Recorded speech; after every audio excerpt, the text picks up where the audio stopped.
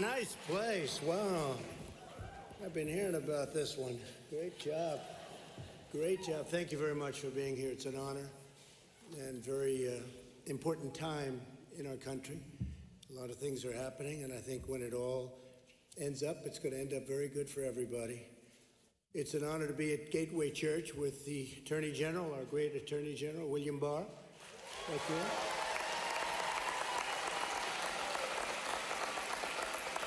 And my friend Ben Carson, who's done a fantastic job at HUD, Secretary. And a young star, Jerome Adams, General. Where is Jerome? Jerome? Along with a lot of my friends out in the audience. In fact, a lot of the great political leaders from Texas, I see. Some great, great friends, and I want to thank you all for being here. Faith leaders, members of law enforcement, so important. We want law and order. We have to have a lot of good things, but we have to have law and order.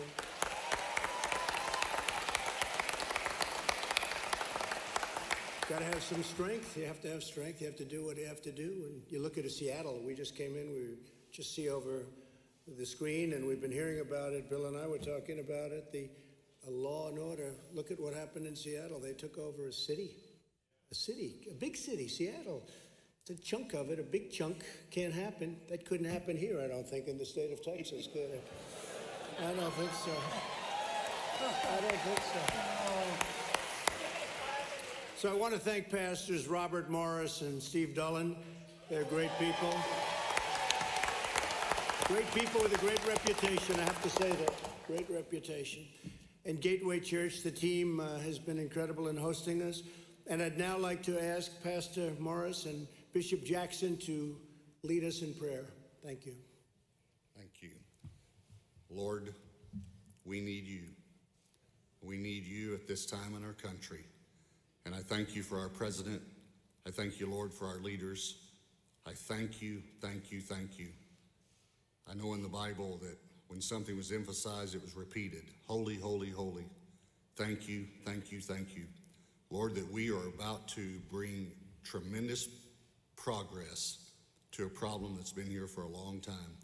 And I thank you for this administration. And Lord, we pray your blessings, your guidance today on this meeting. In Jesus' name. Jesus' name. Father, we thank you so much for what you're doing today. You have revealed so many things that are untoward, even evil. But we ask, according to Isaiah 50, verse 4, that you would give us the tongue of the learned, that we should know how to speak to the heart of this nation. Give us a word in season to him that's weary, and waken us morning by morning, God, that we would hear and speak. We have a great, courageous president who's a problem solver. And let him speak as your mouthpiece and act as your instrument.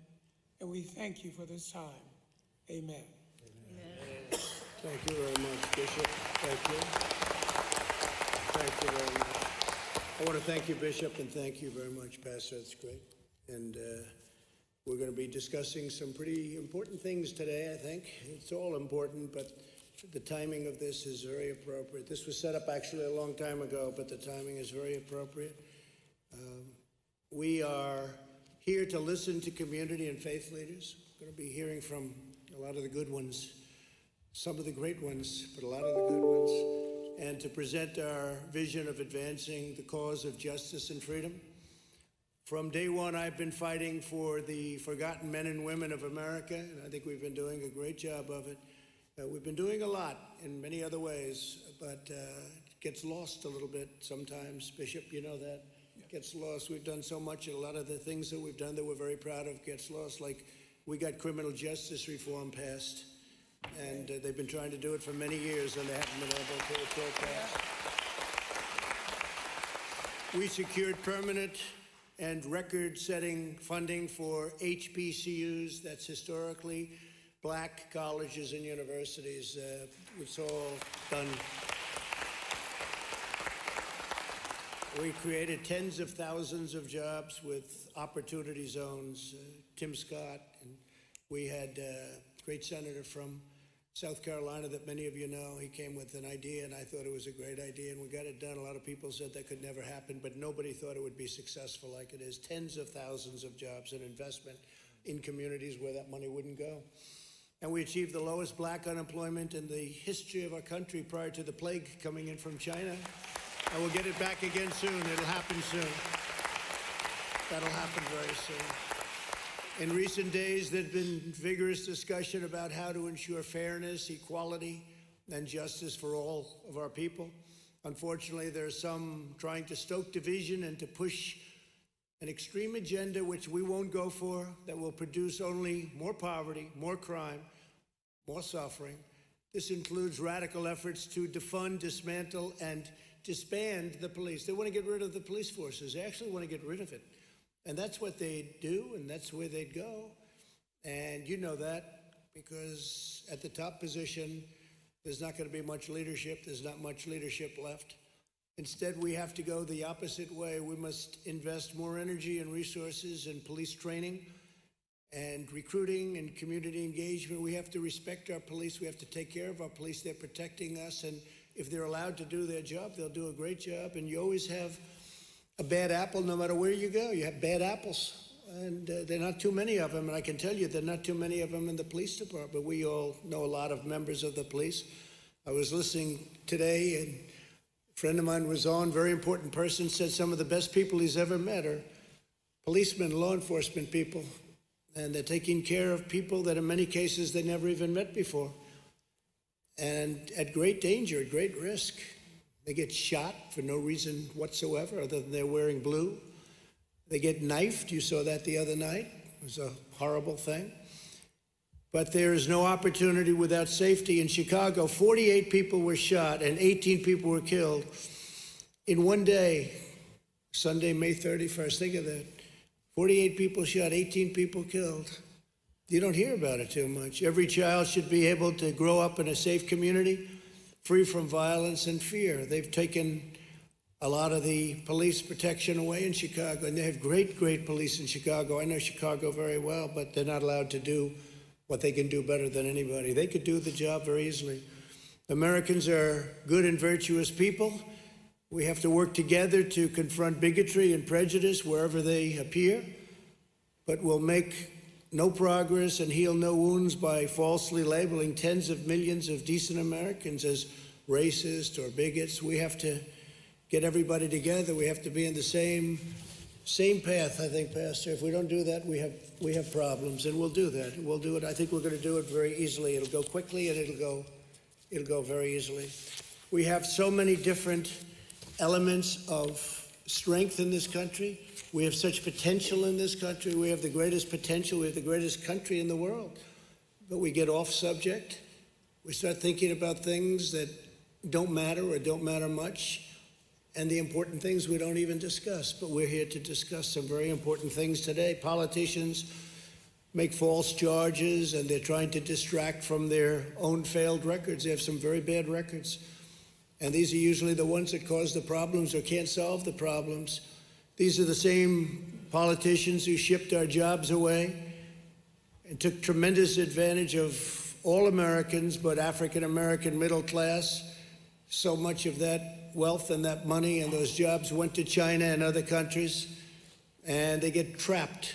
They get trapped. They get trapped in a government morass. They get trapped in bad government schools. So I'm going to be announcing 4 steps to build safety and opportunity and dignity. First, we're aggressively pursuing economic development in minority communities. We're doing it very powerfully. We've done it with opportunity zones, but we're going to go above that. At the heart of this effort is increasing access to capital for small businesses, and that's with minority owners in black communities. And we're going to get it done, and it should have been done a long time ago. It's been very difficult, very, very difficult for some people, been unfairly difficult. Second, we're confronting the healthcare disparities, including addressing chronic conditions and investing substantial sums in minority-serving medical institutions. We have medical institutions in some areas of our country that are a disgrace. I was going to say not up to standard. They're much worse than not up to standard. They're a disgrace. Take care of it. Third, we're working to finalize an executive order that will encourage police departments nationwide to meet the most current professional standards for the use of force, including tactics for de-escalation. Also, we'll encourage pilot programs that allow social workers to join certain law enforcement officers so that they work together. We'll take care of our police. We're not defunding police. If anything, we're going the other route. We're going to make sure that our police are well trained, perfectly trained. They have the best equipment. Yeah.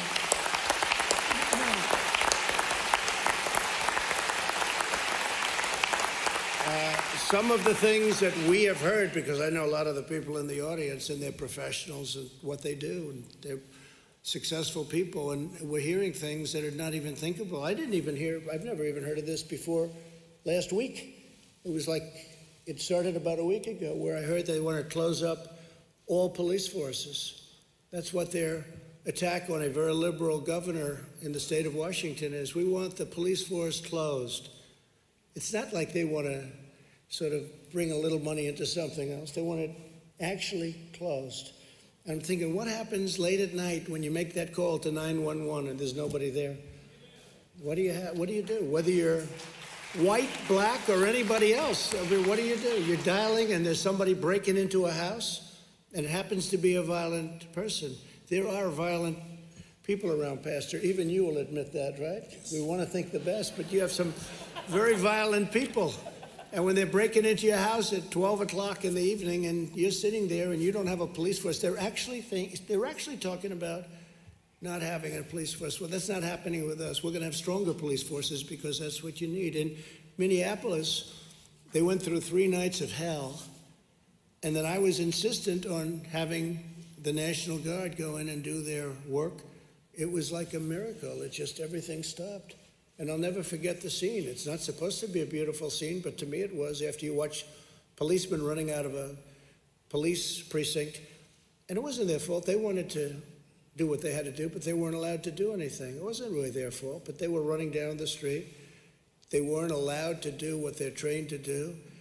And they took over the precinct. They essentially burned it down. I'm pretty good at construction. I want to tell you, that was almost what we call a complete renovation, if you're lucky. And it was a very sad thing. I don't think I've ever seen anything like that. But we are very proud of the fact that I called, I said, I'm sorry, we have to have them go in. And they went in, and it was like a knife cutting butter right through, boom. I'll never forget, you saw the scene on that road, wherever it may be, in the city, Minneapolis. They were lined up, boom, they just walked straight. And yes, there was some tear gas and probably some other things, and the crowd dispersed and they went through. By the end of that evening, and it was a short evening, everything was fine, and you didn't hear too much about that location having problems anymore. They went to other locations, and the same thing would happen. As an example, Seattle would be so easy to solve. We have a governor here of a great state. It's called Texas. He would solve it very easily, as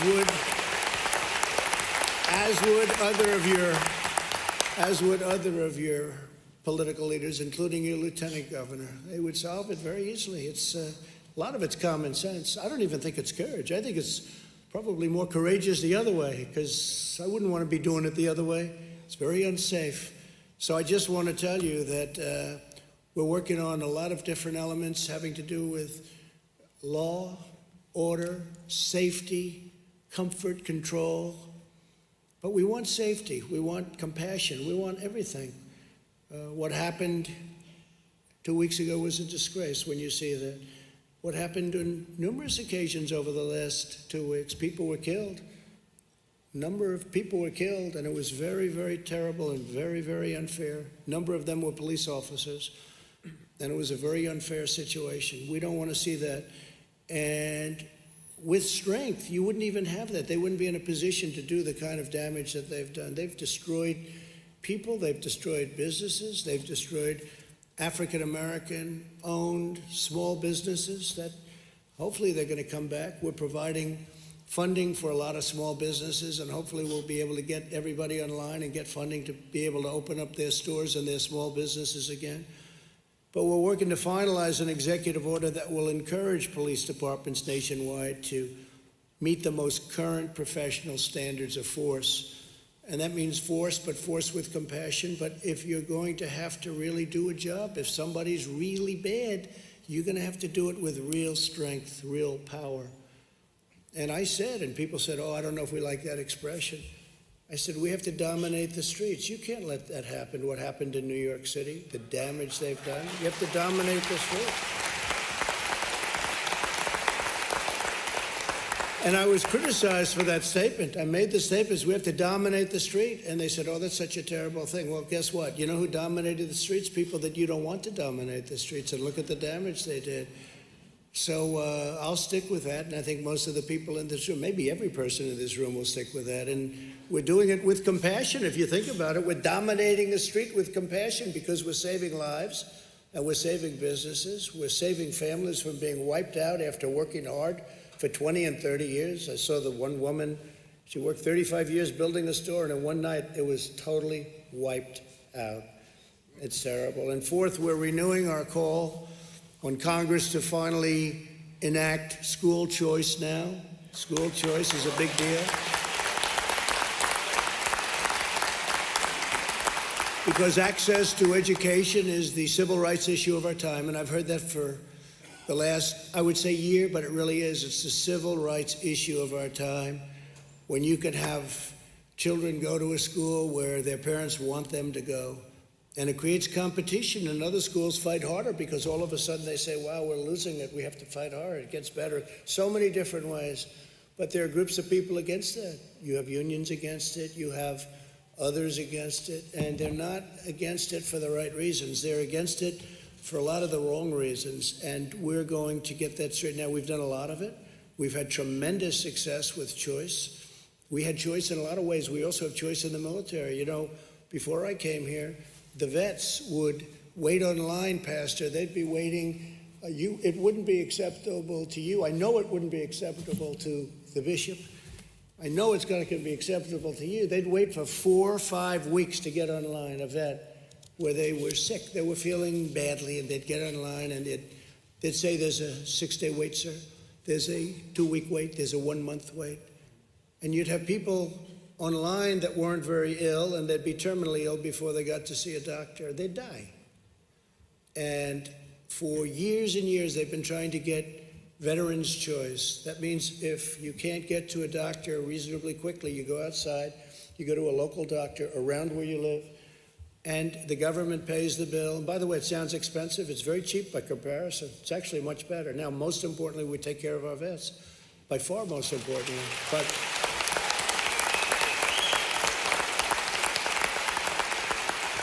But it's one of those many cases where it's actually less costly and better. Sometimes you'll see a building, it costs less money than another building that costs more because the one that built the one that costs more, this one looks better. The one that's cheaper, it looks better. They say, how much more did you spend for that building? Actually, we spent less. You can do that. It's called, you have to know what you're doing, if you know what you're doing. That's only good for the real estate people in here, of which there are plenty, by the way. So I just want to thank everybody. This is a tremendous place. This is a great city. This is a great, great city, and with tremendous people and tremendous pride.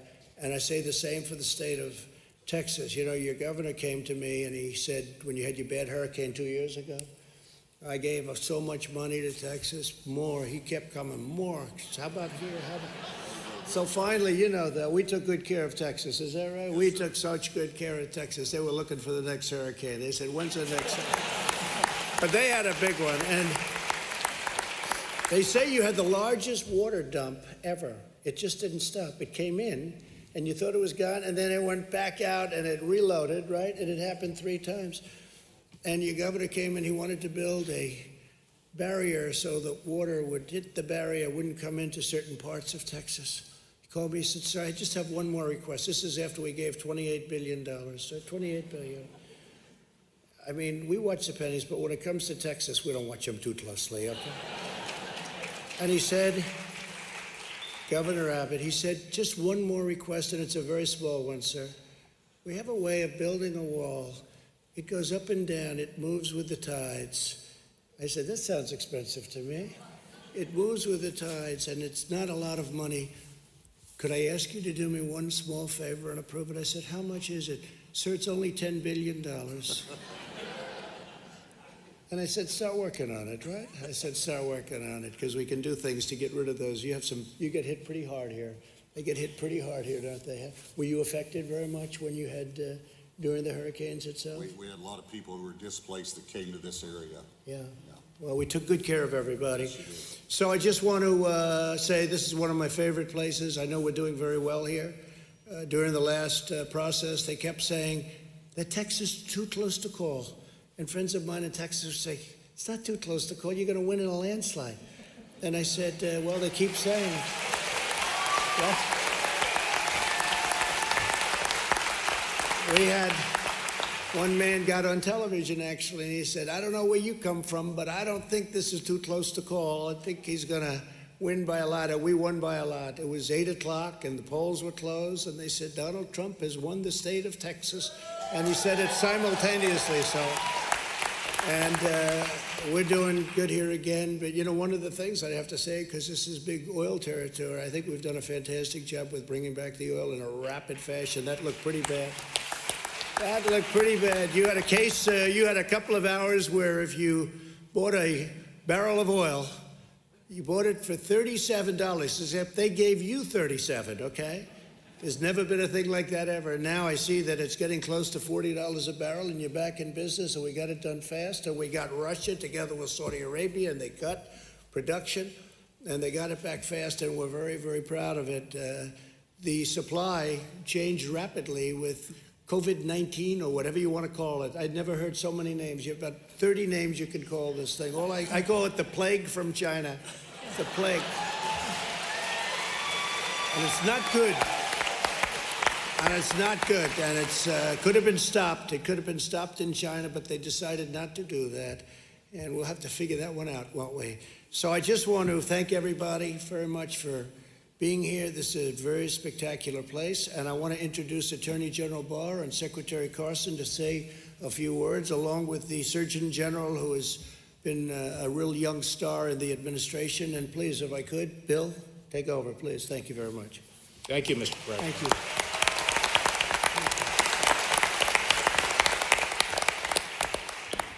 Thank you, Mr. President, and thank you for convening this discussion. And I'd like to thank the many impressive leaders, civic leaders, religious leaders, and colleagues from law enforcement who are here. That ghastly spectacle in Minneapolis was really jarring to the whole nation, and it forced us to confront and think about, reflect on longstanding issues in our nation. Those issues obviously relate to the relationship between law enforcement and the African American community. But just to step back a little and take a broader view initially, I've been thinking about how do we achieve the full American dream for all communities, African American communities, all communities. And one of the reasons I'm proud to serve in this administration is because I think the president is moving forward on the critical elements necessary to provide and ensure that opportunity. First and foremost, economic growth. Without growth, there is no opportunity. Second,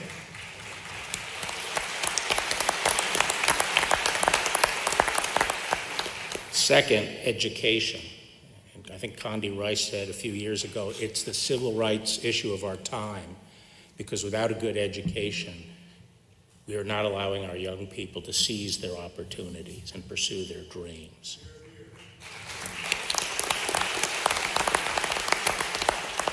And as the president mentioned, it's only by empowering parents and giving them the power to choose the education for their children that we're ever going to be able to obtain that. Third, I think, is moral discipline. And our young people, they have to have the discipline to seize the opportunity, to make momentary sacrifices for later gain. And traditionally, that has come, and people can find it perhaps from many sources, but traditionally that has come from religion, which our founders believed was the foundation of our republic.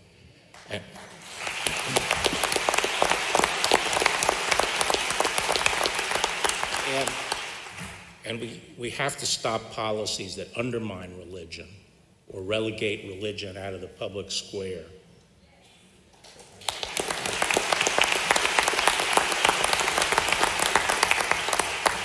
But now I get to my job, which is safety. Without safety, you cannot have progress. You can't have a life, a decent life in a community. And, you know, this was struck home to me 30 years ago when I visited Trenton when I was Attorney General last time, and I went to a small barber shop in an African-American neighborhood. And there were people there in their 60s and 70s, and they said, "Mr. Barr, we're in our golden years, and we are living behind bars. Look down the street. All the bars are on our windows, and the criminals run free on the street." Now, we've made a lot of progress since then. The crime rate has been cut in half.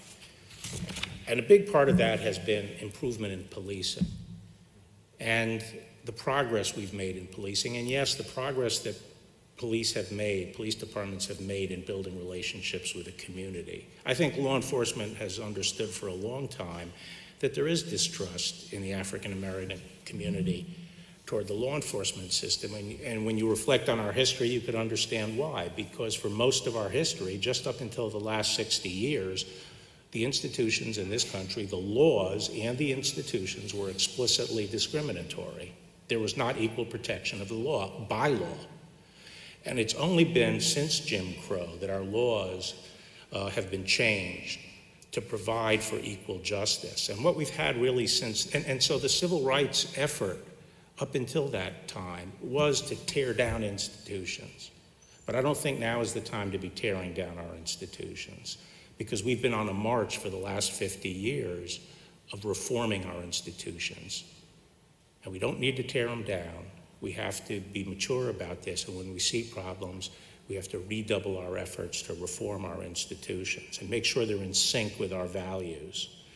And I don't think anyone who's honest would deny that we've made a lot of progress in policing over the last 50 years. And in fact, you know, one of the things about this episode in Minneapolis was how fast both the state and federal law enforcement responded to dealing with that action. So I think that while we saw something very bad, it has helped perhaps galvanize the will of the country to bring good out of that.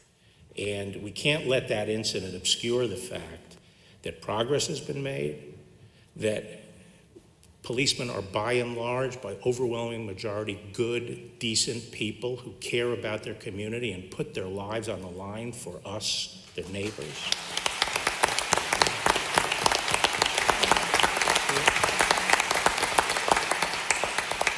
And we can't lose sight of the fact, and can't let this event obscure the fact that the real oppression and danger to our communities comes more from violent crime and lawlessness than it does from the police. Now, we've never had a president who's more committed to reforming law enforcement. And he's done that with the First Step Act and with the first police commission since Lyndon Johnson. And I'm very optimistic about, you know, what we're going to be able to do, given his leadership, but also given the leadership of our police forces, which around the country increasingly have become better and better led. And I think the police profession is itself committed to addressing the issues that we saw in Minneapolis and completing the process of professionalizing policing in this country.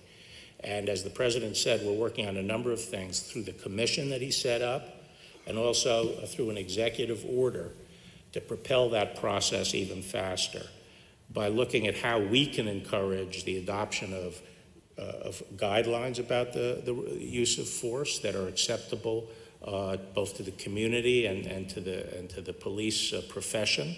but also to encourage certification of police forces, and also through such activities as increasing grants to encourage the use of co-responders. More and more our police are being asked to deal with problems that hasn't previously been the problem of law enforcement. They have to deal with homeless people. They have to deal with a lot of mental health issues. They have to deal with drug addiction, the drug addicts and so forth. And providing some additional support to the police in these areas is going to be important. So let me just say that the Department of Justice is committed to support the President's efforts here, do all we can to bring good out of this bad incident. Thank you. Thank you, Bill. Thank you.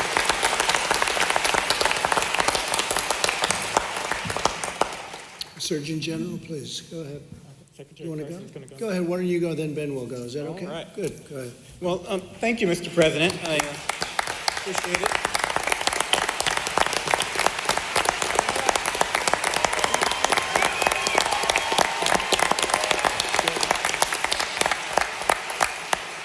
Thank you, everyone, for coming today. Thank you to the panelists.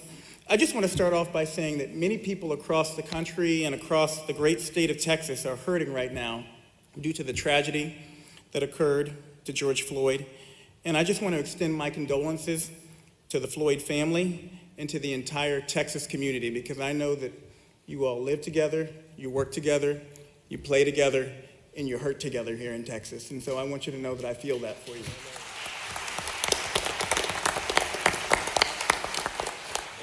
The President asked me to give you a quick update on America's COVID-19 response. Thanks to cooperation with state and local partners, we're making progress against the virus. We are, and towards a safe reopening. Through strong public and private partnerships, America has now done more than 20 million tests. And that number is a big number. It's not just about the number, it's also about how many of those tests are coming back positive. We have a positive rate under 6% nationally. And from a public health perspective, if we're under 10% positive, we're doing a good job. So there's a lot of challenges out there, but I want you all to know that we are moving in the right direction. The data shows that we are moving in the right direction as a nation. And this has happened in part thanks to opening of over 500 community-based testing sites through the work of private sector partners in the United States Public Health Service, which I helped lead with Admiral Giroir. 70% of those sites are in CDC-designated vulnerable areas. That means that we're taking the testing to those who need it the most, to those who are most at risk. We also have testing at 92% of America's community health centers, which predominantly serve low-income areas and communities of color. We've helped equip our frontline workers, our healthcare heroes, with 94 million N95 respirators, 149 million surgical masks, and more than 1 billion gloves. And a large proportion of those supplies at the President and the Secretary's direction are going to nursing homes. And I just want to, I see the governor over there, I want to give you all a shout out. Texas has led the way in nursing home testing. 100% of their nursing homes have been tested. They're leading the way in testing people in corrections facilities. Over 95% of people in corrections facilities have been tested. That is something you all should be tremendously proud of.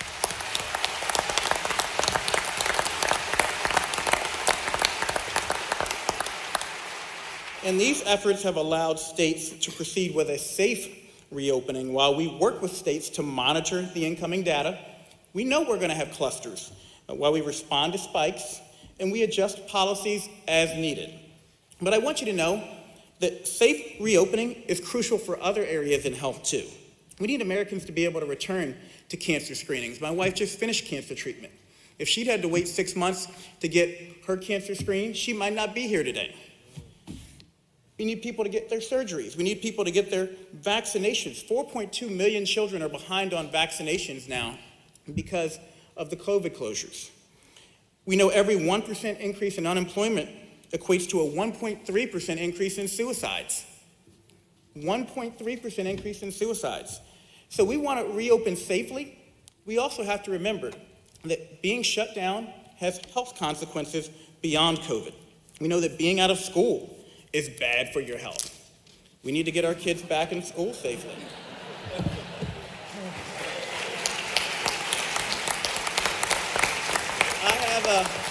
I have a 15, a 14, and a 10-year-old, and so can you tell I've been saying that a lot? But we know that COVID-19 has a tragically disproportionate burden on communities of color. Black Americans hospitalized at 4.5 times higher rates than whites, hospitalization rates 3.5 times higher for Hispanics than whites, and 5 times higher for American Indians and Alaska Natives. The fact is, this virus is exploiting and exacerbating pre-existing health disparities, and these disparate outcomes and opportunities for health are in part the anger, the frustration, and the fear that we're seeing manifest in protests around the country. And that's why it's important for people to know that beyond talking about the problem, at the President's direction, at Secretary Azar's direction, HHS and the White House Opportunity and Revitalization Council, or WARC, are focusing resources on minority communities. HHS recently allocated $15 billion to Medicaid providers and $10 billion to safety net hospitals, both groups of providers that disproportionately serve Americans of color. And I spent the last 10 years working at a safety net hospital, Eskenazi Hospital in Indianapolis. I can tell you, those are the places that are doing the work. Those are the places that at the President's direction we're focusing our resources towards. We're working with the Consortium of Black Medical Schools to fund and scale local efforts in communities that, again, reach communities of color. CDC now requires all testing data reported by states include information on race, ethnicity, and zip code, so we can continue to further refine and focus our strategy on the hardest hit communities. CMS is deregulating telemedicine to make ongoing care for many medical conditions safe, accessible, and convenient for the patients and for healthcare professionals. Again, we can't afford to let people continue to go without their care. And the administration's emphasis on public-private partnerships is allowing us to progress towards a vaccine and treatments at a record pace as a part of Operation Warp Speed. I want to add that SAMHSA just funded 3 community behavioral health clinics right here in Texas with the CARES Act funding. Some of your congressional representatives are here. I want to say thank you to you all for passing that into the President for signing it to address COVID-19 and behavioral health needs. These facilities integrate mental health, substance abuse treatment, and physical health care in one setting and provide 24/7 crisis intervention services. Another notable mental health awareness training grant is in Austin, where funds are used to train community health officials, including law enforcement, and we have many of them in the crowd today, on recognizing signs and symptoms of mental illness and mental health crises and how to help an individual who's struggling. That's all part of reform. That's all part of reform in the positive direction, giving our frontline workers the tools and the training they need to be able to take care of these difficult situations. As Mayor Sylvester Turner said at George Floyd's funeral, we must encourage business leaders to invest in our underserved communities, and that's what the White House Opportunity and Revitalization Council is all about. I have an upcoming Surgeon General's report on community health and economic prosperity, which aims to mobilize businesses to invest deeply and over time in the health of their communities. Finally, to focus on chronic conditions that disproportionately impact Black and brown people and may worsen because of COVID, Secretary Azar has instructed my office to accelerate the release of 2 calls to action. The first on maternal health, addressing the fact that women of color suffer more complications and a much higher risk of dying around childbirth. Black women are 4 to 5 times more likely to die around childbirth than white women. Native American women are more likely to die around childbirth than white women. And that's after you control for income, after you control for education, after you control for every known factor that we have. My second call to action is on hypertension control for all Americans.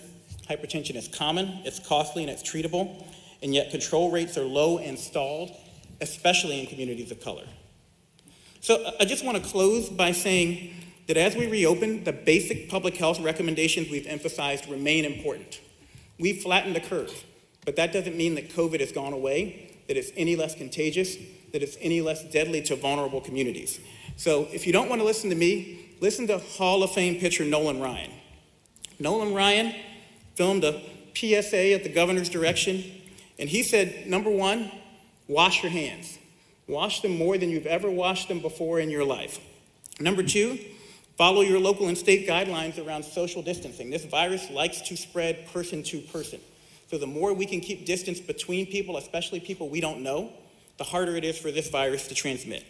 And number 3, This isn't me speaking, this is Nolan Ryan, Hall of Fame pitcher here.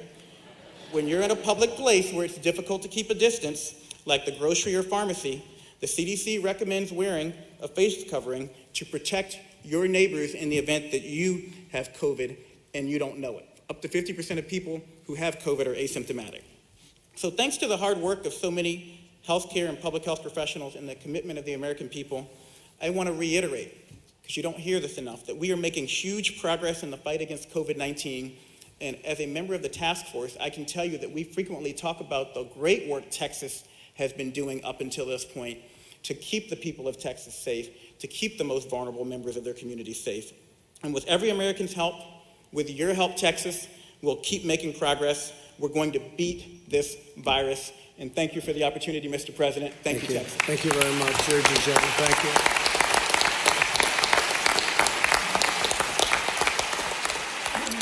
Ben Carson, please. Ben. Okay.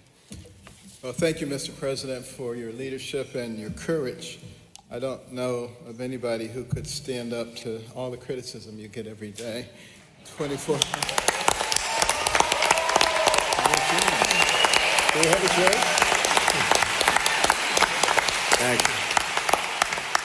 You know, our nation is continuing a path of renewal and recovery from the coronavirus pandemic. But since the beginning, the President has talked about being a champion for the forgotten men and women of this nation. That's exactly where we've been concentrating. And it's been an honor to serve in an administration with that goal. And I'm excited to see America beginning to bounce back. The infrastructure, the economic infrastructure of our country is very strong, secondary to the abolition of multitudinous regulations and targeted tax cuts. It's still there. That foundation is there, and we will be able to get back on that track pretty quickly. But to help speed this rebound, the White House Opportunity and Revitalization Council was formed to really help the long-forgotten communities achieve economic opportunity. And it has been refocused at your direction to help America's hardest-hit communities achieve economic recovery, overcome health disparities, and thrive through educational and workforce advancement. Now, to stimulate economic development and entrepreneurship, the Council has worked to set aside additional payment protection funding for our nation's low-income minority communities and provided technical support to help these communities to access this funding. They have stated that during the first round, the money wasn't getting to them. We are addressing that, and I want to thank all the different agencies. Virtually every governmental agency has contributed significantly to refocusing and addressing these problems. The groundbreaking initiative known as Opportunity Zones, which encourages long-term investment in the forgotten communities, will also be expanded to include more of the underserved areas. Another major initiative, improving health and public safety, comes with several administrative and legislative proposals. For example, we believe both telemedicine and increased use of mobile care can be major catalysts in our mission to overcome health disparities in underserved communities. Those are things that can actually be done very rapidly to bring health care to people who've previously been neglected. And to further this effort, we're also committed to reforming the infrastructure of our public health data system, addressing chronic conditions in at-risk populations, and working to address food insecurity in underserved communities. That means healthy foods at reasonable prices that are accessible. But one of the things that I just mentioned, the data collection, we have 50 states and we have territories in Washington, D.C., and we have all of those many different healthcare collection systems. And we are working to homogenize all of that, and will make it much easier for us to identify quickly health issues and to be able to address them very quickly. Other legislative proposals such as advancing national broadband access and investment in minority-serving medical institutions will also play a major role in improving the well-being of these forgotten communities. Making sure that we have broadband access will give access to remote learning.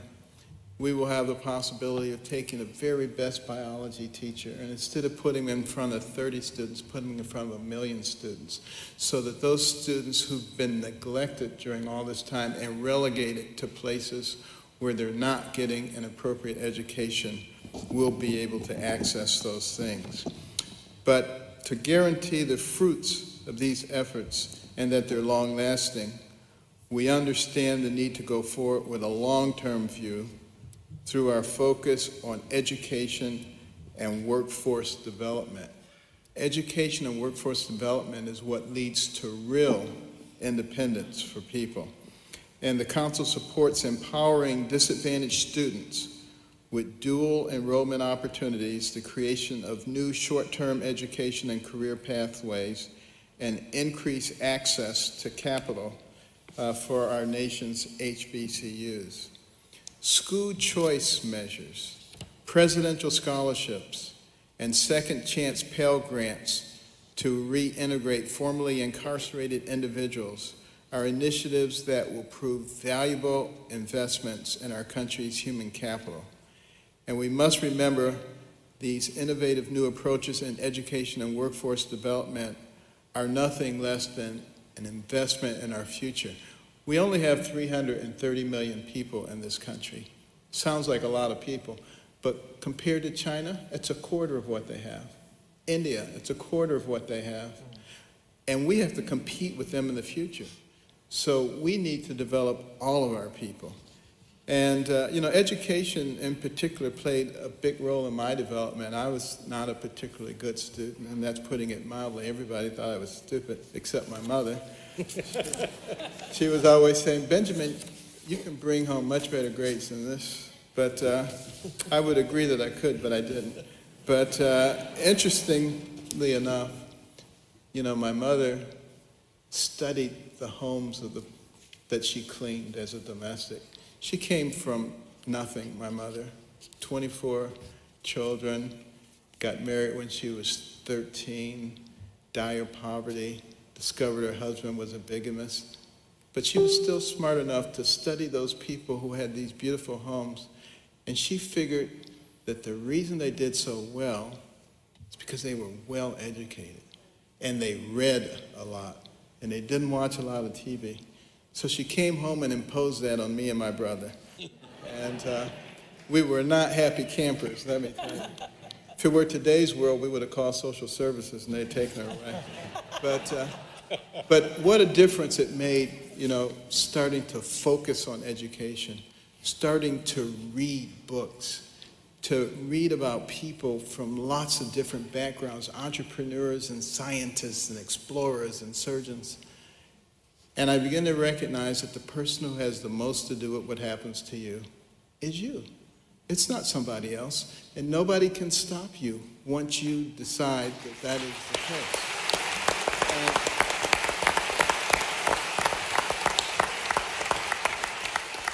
And that's why with the council, there is so much emphasis on education, because it doesn't matter where you came from. You get a good education and you write your own ticket.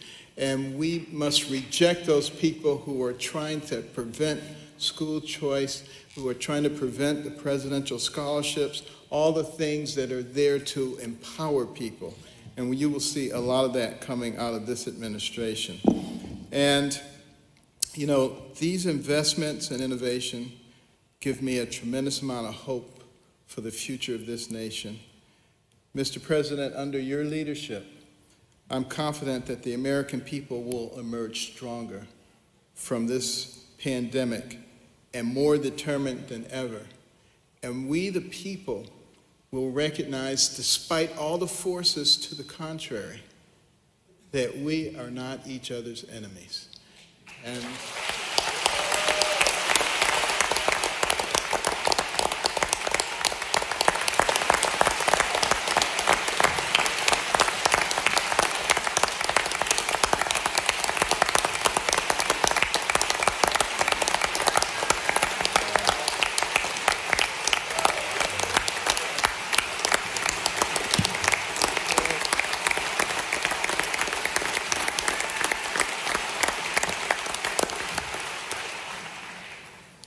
Thank you, Ben. Wow, that was pretty good. Standing O for Ben. He's used to that. He's used to it. Great job, Ben. He's done a fantastic job at HUD, I have to tell you that.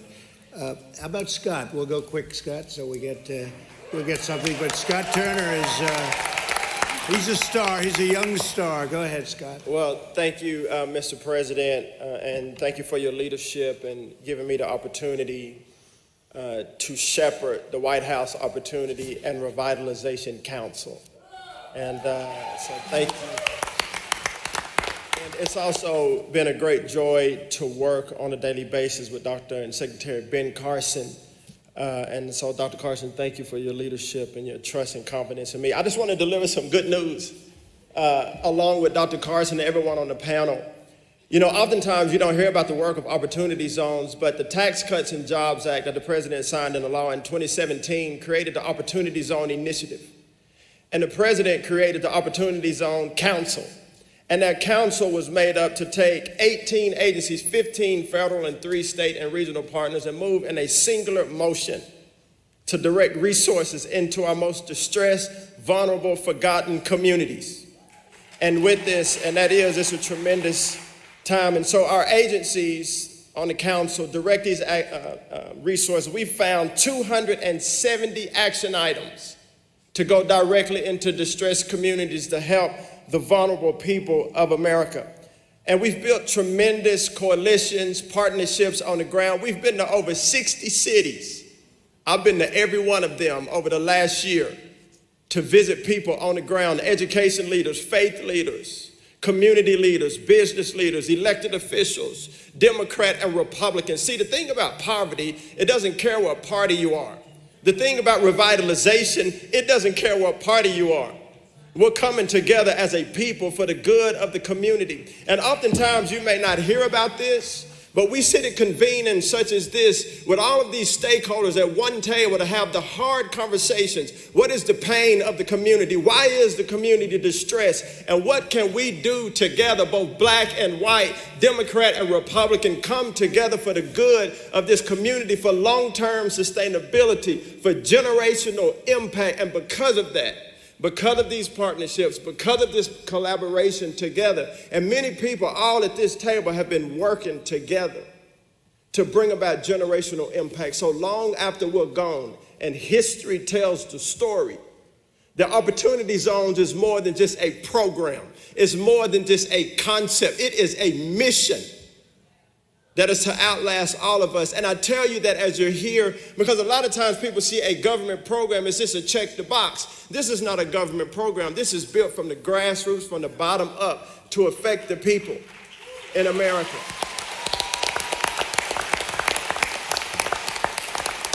And lastly, Mr. President, I would say tens of billions of dollars have been invested inside of Opportunity Zones, public-private partnerships.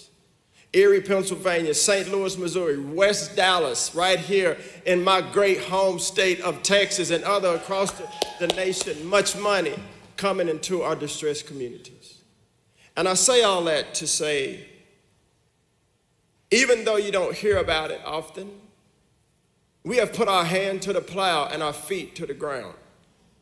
And all of these things were done prior to COVID. But I want you to know that right now, and post-COVID, that our spirit remains the same, that our heart is set, our face is set like flint, our mission is not done. But we're gonna need all of you to pray for us, to walk with us, to convene with us, to invest, to teach. And so, Mr. President, thank you. Dr. Carson, thank you. And to all of my colleagues at the table, thank you for your support. It's been a great honor. Thank you very much. That's great. Thank you, Scott. Thank you, Scott. Great. Do you want to say something? Please, Pastor, please. Well, thank you, Mr. President. I just was thinking about that 30 years ago, I was serving as associate pastor at a small church, and I asked Bishop Harry Jackson to come and teach us on race relations, to teach us what we didn't know, because we don't know what we don't know. And now 30 years later, Bishop Harry and I are sitting on each side of the President of the United States.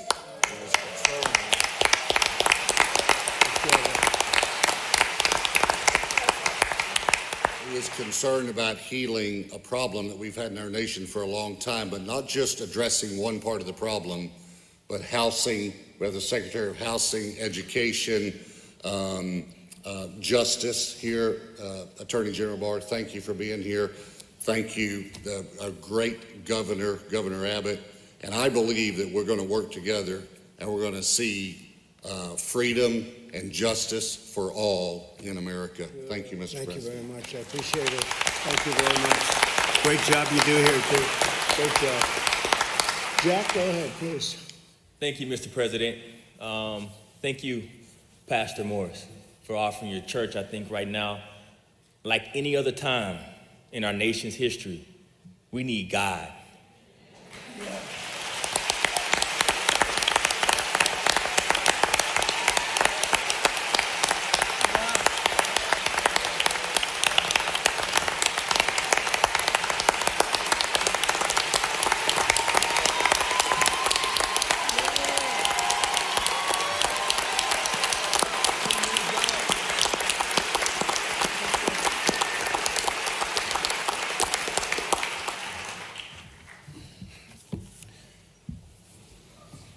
I'm praying to the Holy Spirit to put words on my mouth right now, and I want a nation to hear me.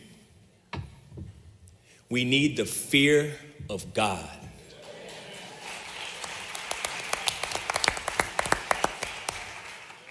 Mr. President, you're the only Republican I've ever voted for.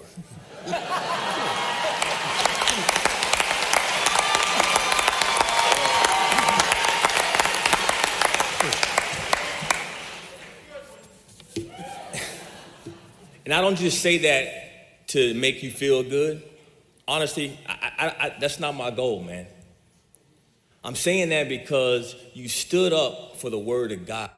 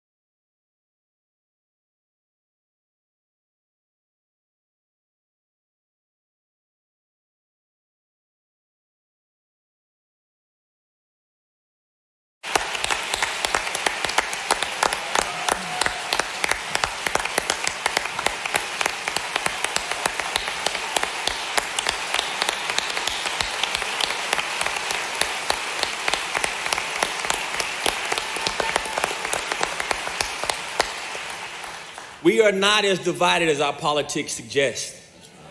We are not as divided as our politics suggest. But I tell you what, this president, when I walk into my prisons, I'm blessed. I teach in prisons across our nation.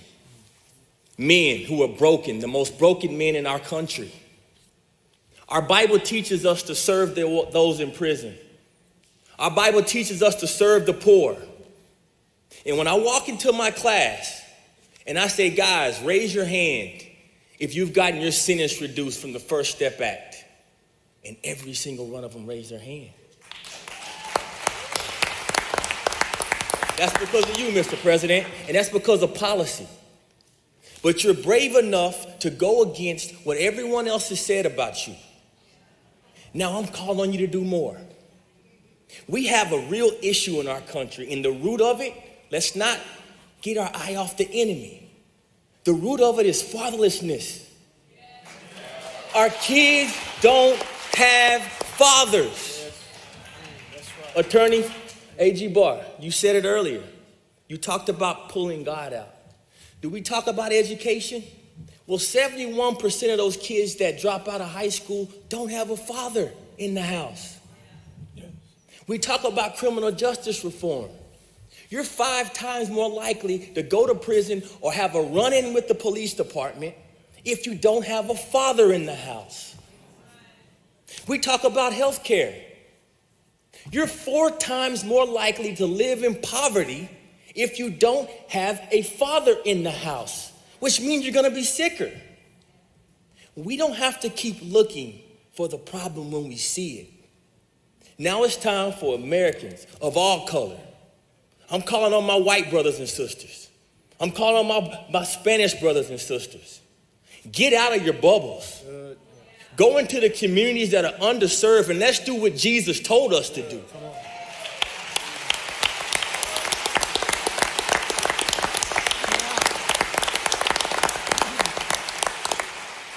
We can bridge this gap of fatherlessness.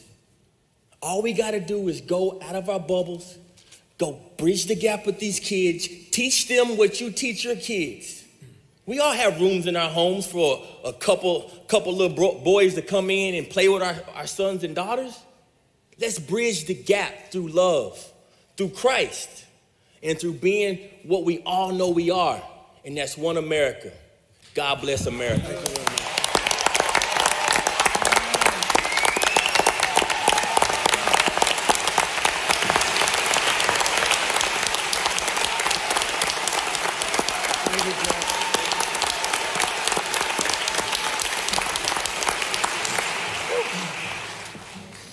Anybody like to speak, please? Anybody? Who goes after that? Mr. President, I'd like to speak. My name is Will Douglas. I'm the owner of, thank you, the owner of Crimson Care Pharmacy Group here in Dallas, Texas, and I'm also a Republican nominee for state representative here in Texas. Yeah.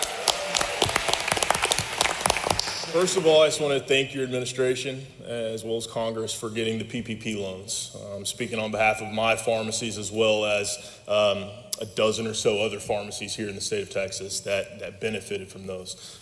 Because of the PPP loans, I was able to not have to let any of my employees go. And in fact, I was able to hire additional employees because our business model had changed overnight. No longer could customers come into our store. They were having to go through the drive-through, which created a whole litany of other issues. So for that, thank you. The reason why I'm running for office is because, to me, capitalism is the most important thing. Capitalism has created this bastion of free market enterprise that we have here in Texas, with Dallas being the crown jewel. And I'm afraid that we're going to lose that system that lifts people out of poverty. I was on a call with leaders in the black community here in Dallas the other day, and one of them said something to me that has stuck out, or that did stuck out, and I can't let it go. And that's that, I think he said it was an African proverb, but that a child that is not embraced by the village will burn that village down just to fill its warmth. As Republicans, we have to find ways to make capitalism embrace the people that it's left behind. Because if we don't, the next time, it won't just be villages and businesses that are being burned down. It will be the system that has lifted so many people out of poverty. Amen. Thank you.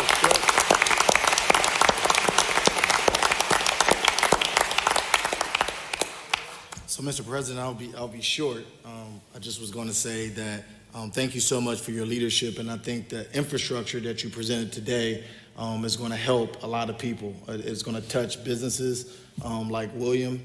It's going to keep communities safe with the partnership of these law enforcement officials and the partnership with these ministers that we have and advocates like John Ponder and Jack Brewer. And so over the next couple of weeks, I think the American people look forward to seeing the wealth of executive orders that you're going to issue on justice and on economic empowerment, as well as legislative asks that we're going to make to the Hill. But we all need your help, every locality, every group or organization, because it's really about bringing us all together. That's the secret ingredient, and it has to start at the local level. It starts at the local level because you are closer to the people, and we want to create that infrastructure and give you the tools to help you do what you do best, and that's help people prosper. So thanks again, Mr. President. Thank you, Jerry. Thank you very much. Thank you, Jerry. Mr. President, I'd like to say thank you for putting this together in our state of Texas, right here in Dallas. A lot has happened in the last week. I'm one of your officers here in Dallas. I'm also one of your commissioners on your law enforcement administration with Attorney General Barr. And I can't thank you how far we've done for that. I also have to say thank you to our great governor and our leadership that's sitting right there. Without them, we don't make this state, we don't make this state great. We've had some challenges because of what's happened with COVID, but I want to give you an update of what we've done on the commission so far, where we've had 9 full hearings throughout this entire time. That's 35 panels, 125 witnesses, 190 written statements from individuals and interest groups. Our civil rights and community engagement organizations that we've asked to attend have no-showed. And those are the ones who can make the biggest difference when you're putting together any type of reform, because they need to be the voice to come tell us what we need. Law enforcement today is not what it was yesterday. In my 25 years, we've watched it propel to where our training is what we need the most. And with this bill, you're going to see, or with this commission, you're going to see so many reforms come out of it. It could not have come at a better time. We can't take back what happened in Minnesota. Not one officer that saw that, or federal officer that saw that, said that was the right thing that happened. It was malice, and none of us we condemn it. If I could have traded places with Mr. Floyd, I would, because I would die for everyone in this room, because that's our job. And if I could trade places with any one of those officers were there, I would have done that too, because I wouldn't have let that happen. And I have to say this to the citizens that we serve and the citizens that are listening. We see you, we hear you, we are with you, and we're going to make this better. Thank you very much. Thank you very much.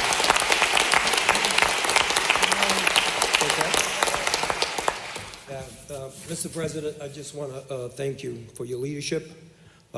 Echoing sentiments of some of my colleagues up here today, thank you for your stance on criminal justice reform.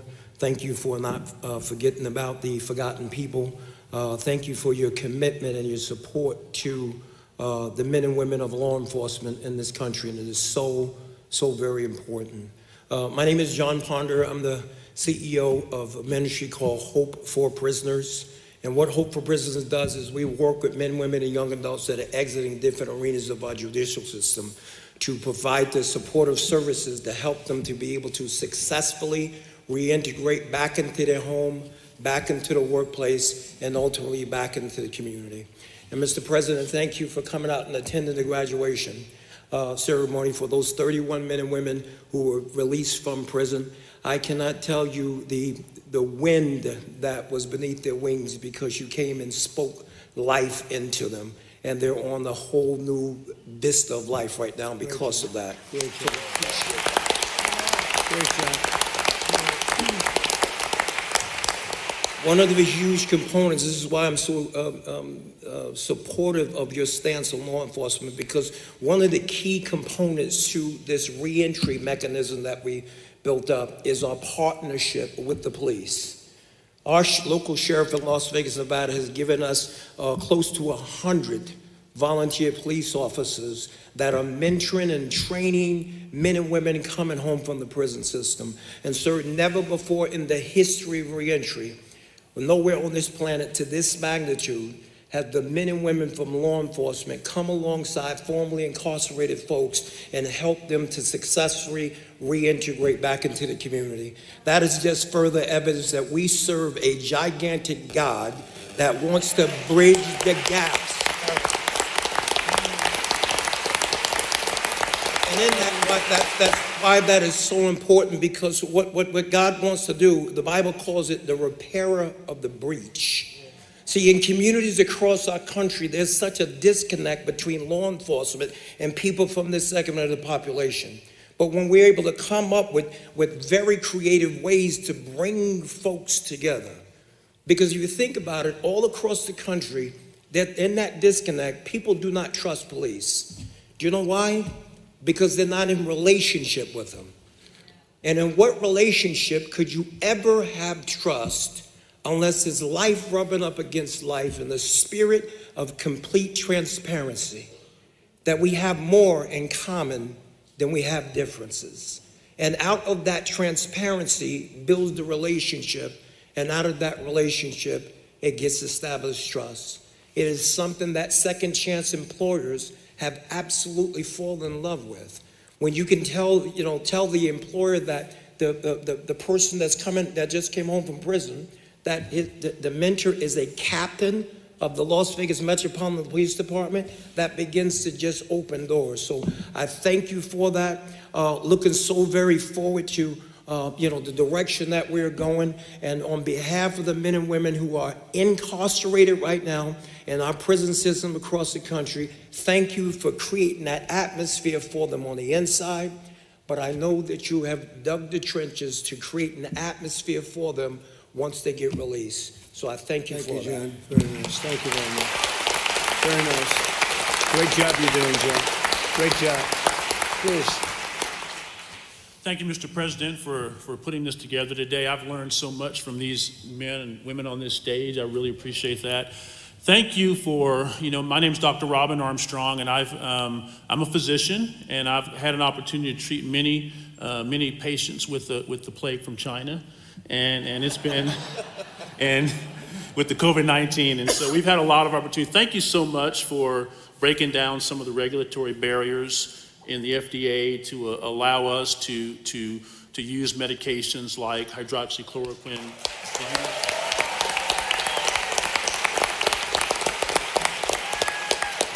And to use medications like remdesivir and plasma infusions and all those medications that are coming online now. Thank you so much for that. I had the opportunity to, we had a nursing home in South Texas that had an outbreak of COVID-19, and we saw a lot of nursing facilities around the country that were having horrible outcomes and many deaths. And what we decided to do was commit to this facility and use a medication that you are familiar with, hydroxychloroquine, and we saw tremendous outcomes. And it was with the help of some of our elected officials, our lieutenant governor and the state senator, we were able to get access to those medications. But one of the more frustrating things I've seen has been the resistance of some of the regulatory agencies to be more open to using that. I believe that, I certainly know that COVID-19 has significantly adversely affected the African American community. And I really believe that had there been more of an openness by the regulatory agencies, certainly by our medical boards all around the country to use medications like hydroxychloroquine, I believe more lives could have been saved. And so I really, I want to thank you for bringing that issue to the forefront, because I believe that it did give us more access to medications. And so it was helpful for us. I believe it saved lives. I believe we could have saved more lives. But I just want to thank you for the work that's been done. Regulations, and you've really broke down a lot of barriers and regulations in the business community. Certainly, I would appreciate your what you've done on attempting to repeal Obamacare and all the efforts you've made towards that. That's certainly going to improve access to care. And so I just want to thank you for all you've done, but we need to do a lot of work going forward to make sure that we minister to those who are most vulnerable. And so we really appreciate that. Thank you for all the work that Secretary Carson has done and Secretary Azar has done and our Surgeon General here has done. Thank you for allowing them to have the freedom to be able to innovate and do things and look at the data and make decisions. And so we really appreciate that. And thank you so much. And physicians are very supportive of you. We're really supportive of everything you've done to help bring this very inexpensive treatment to the forefront. And so thank you very much. Thank you very much, Doctor. Appreciate it. Thank you. Please. Mr. President, thank you for this opportunity. I'm humbled to be here. I'm Chief Dooley, Glen Heights Police Department. My experience is based on serving in a large department and a small department. And I can tell you that there is some phenomenal police work being done out here, across the board. But there's also some inconsistencies in our procedures, our policies, our hiring practices, our termination practices, our disciplinary practices, and I strongly support the need for standardization based on best practices for all police departments in our country.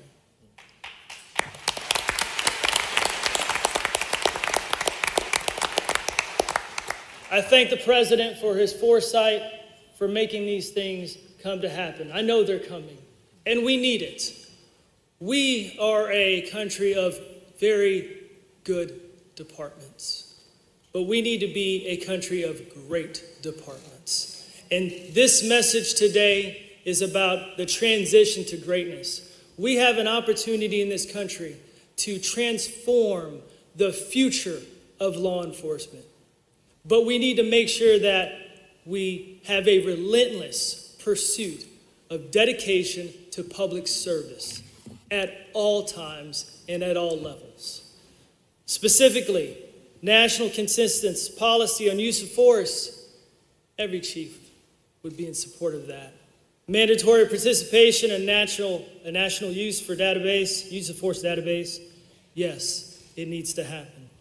Development of national statements for discipline and termination of police officers, that needs to happen. Development of a police officer decertification database, yes, we need to be able to get those bad apples out of our industry. So what happened will never happen again.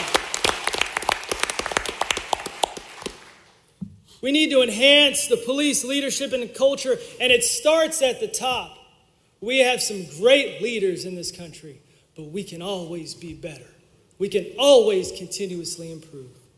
We need to implement improved recruitment, hiring, and promotion practices that are dedicated to having officers that are relentlessly pursuing the service of not the community, but our community. It's about not dividing us, but uniting us, and understand that we come from the community. We need to enhance the ability for police agencies to implement effective discipline. We need to make sure that we have policies that establish a framework for a community policeman engagement that fully embraces that police officers serve, protect, and connect everyone in our community so that we all can become better. We need training. This is not the time to defund police departments.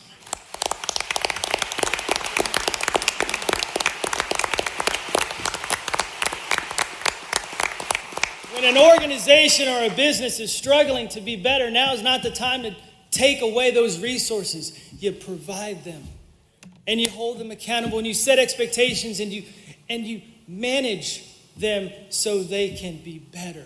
That's what you do. We need more training. We need more specific training that's dedicated to service of those that everyone we interact with on a daily basis. Those that are homeless, those that suffer from mental illness, those that need food Okay, we need the training to be able to connect those people we interact with those that can provide those services. That's what we need in this country. I want to end with just these few thoughts. I have a very simple saying to my officers that we serve, protect, and connect. And together is better. And as I look around this room, I know that together we will become better and we will take this country to great levels under the leadership of Donald Trump. Thank you, Chief. Thank you.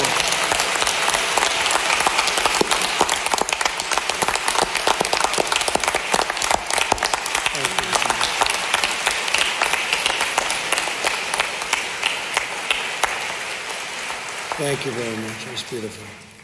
So it's time to say goodbye. We'll be back. We'll be back. And I just want to thank Bishop. You've been my friend for a long time, and I appreciate everything you've done and everything you've said. A great unifying source of strength and everything else, and I appreciate it very much. Yeah. Thank you. Can I add one last thing before you leave? Please. I'm tired of people blaming the current administration and others in our generation. These problems began many years ago. And what has been exciting to me is it was the church that began the abolitionist movement. Yeah. It was the church and whites and blacks working together that started the NAACP. They didn't have a black leader at the beginning of time. It was the church that led through in the civil rights movement. So I want to offer you my support in these listening sessions in that the church needs to come together. I believe we can unify better than any group. And what we're looking for you to do is to give structural guidance, which you're working on, and you've already brought forth some amazing things. But I want to affirm that Democrats can't kneel down and wear kente cloth and stop black pain. Republicans can't take some one-time act and stop black pain. But I believe we've got a man here who's courageous enough to begin something that's tough and that we're going to this time heal. And so I weep over this. I pray for you, as you know. Thank you. And we believe that we're going to get it right. I got to say one last thing. I lost my late wife a couple years ago. I found out in dealing with her that sometimes you just got to listen, feel her pain.